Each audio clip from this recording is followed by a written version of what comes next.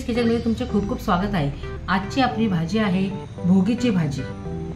या भोगीच्या भाजीला खेंगाटची भाजी, सलोनीची भाजी, लेकुरवाळीची भाजी असे देखील म्हणतात। तर हा मी पावटा घेतलेला आहे, ही बोरं घेतलेली आहे, हा वटाणा, ही तुरीची शेंग, एक बटाटा, एक वांग आणि ही पापडी, गाजर आणि ऊस, हे हरभरा हा ह्या शेंगा आहेत ना, मी भिजत घालून ठेवलेले आहेत शेंगदाणे, आणि मेथी 1 वाटी आणि चुका 1 वाटी। यासाठी आपल्याला मसाला मी हा तयार करून घेतलेला आहे। हे 2 कांदे आहे, याला असं चांगलं तळून घेतलेलं आहे। हे अर्धा वाटी खोबरं आहे, याला मी असं भाजून घेतलेलं आहे।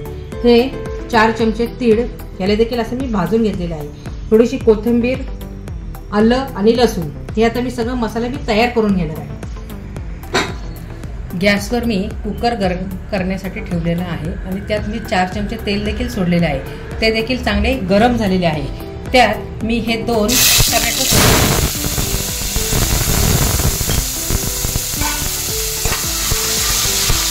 हे बघा, मी मिक्सरमधून हा मसाला बारीक करून घेतलेला आहे।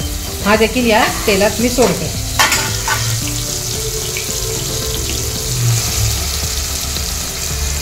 ते मी बारीक केलेले आहे ना मिक्सरमधून, ते देखील सोडते।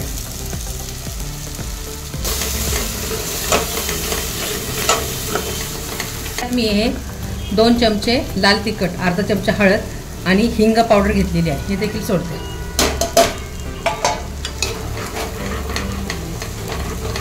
आता हा जो मसाला आहे ना, चांगला आपण यात तेलात परतून घेऊया।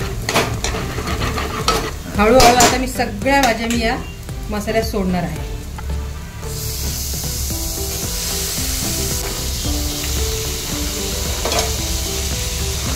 चुका आणि मेथी देखील सोडते।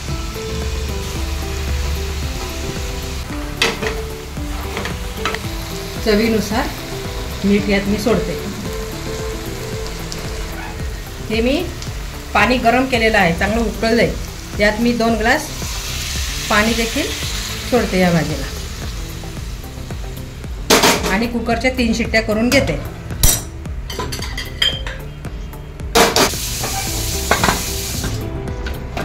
शाकंभरी पौर्णिमा आहे, त्यानिमित्त हा असा दही, भात, हरभरा, गूळ आणि मेथीची भाजी हे असं नैवेद्य करायचा आणि 5 घरांमध्ये हे नैवेद्य देऊन यायचा।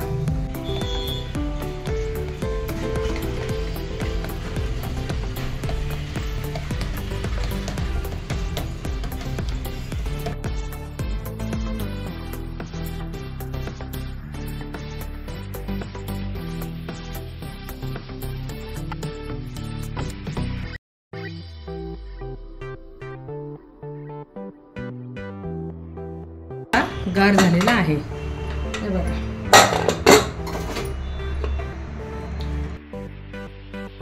अशा प्रकारे भोगीची भाजी खाण्यासाठी तयार आहे।